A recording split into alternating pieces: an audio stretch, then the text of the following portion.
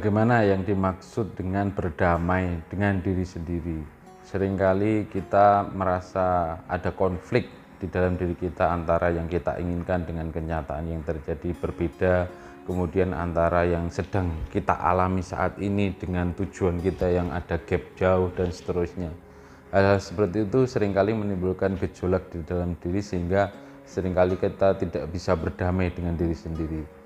Berdamai dengan diri sendiri tidak lain adalah posisi di mana kita bisa selaras antara pikiran dan batin kita, kemudian selaras juga dengan sikap dan tindak tanduk kita.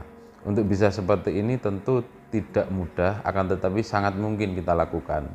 Contohnya ketika kita sedang melakukan sesuatu yang itu merupakan sesuatu yang kita sukai, maka di situ kinerja pikiran kita termasuk perasaan kita akan terasa sinkron karena nikmat. Jadi sesuatu yang kita lakukan dengan sepenuh hati, sesuatu yang kita lakukan berdasarkan hobi kita, kesukaan kita, itu akan dengan lebih mudah kita lakukan. Dan tentu saja diiringi dengan perasaan yang nyaman juga. Akan tetapi dalam beberapa hal seringkali kita punya tujuan visioner yang itu memang butuh energi ekstra untuk menuju ke sana. Tentu saja selama proses menuju ke sana ini seringkali terjadi pergolakan-pergolakan pemikiran-pemikiran, pergolakan-pergolakan batin, yang mana itu seringkali karena ketidaksesuaian antara yang sedang kita alami saat ini dengan visi kita yang kita tuju. Ketika kita menentukan sebuah visi ke depan, ketika kita menentukan sebuah tujuan yang akan kita tuju, maka di situ akan terjadi proses di mana alam semesta ini akan menguji diri kita sejauh mana kita bisa teguh, bisa bertekad, terus berpegang terhadap visi kita tersebut. Sehingga untuk memelihara tekad ini memang butuh kompromi dengan diri sendiri saat utamanya menghadapi sesuatu yang itu bertolak belakang atau berbeda dengan visi yang akan kita tuju. Taruhlah kita akan menuju ke barat, maka semua yang kita lakukan, semua yang kita pikirkan itu akan terkonsentrasi bagaimana caranya menuju ke barat.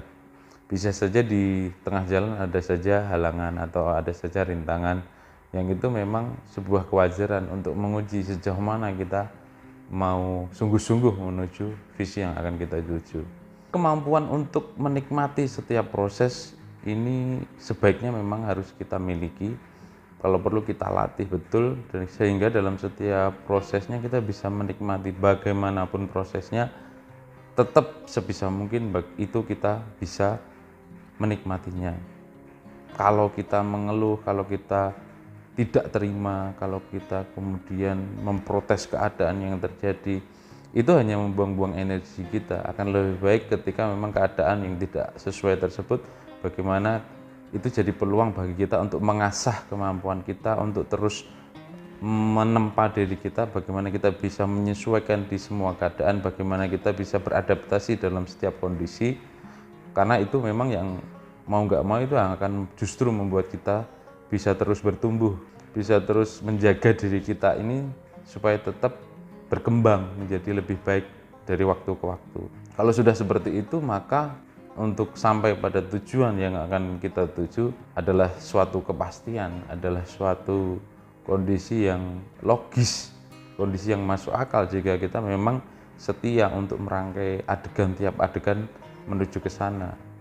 Dan ini memang butuh tekad, butuh keistiqomahan, butuh komitmen, utamanya saat kita dihadapkan pada sesuatu yang itu tidak kita inginkan, pada sesuatu yang itu berlawanan dengan maunya diri kita.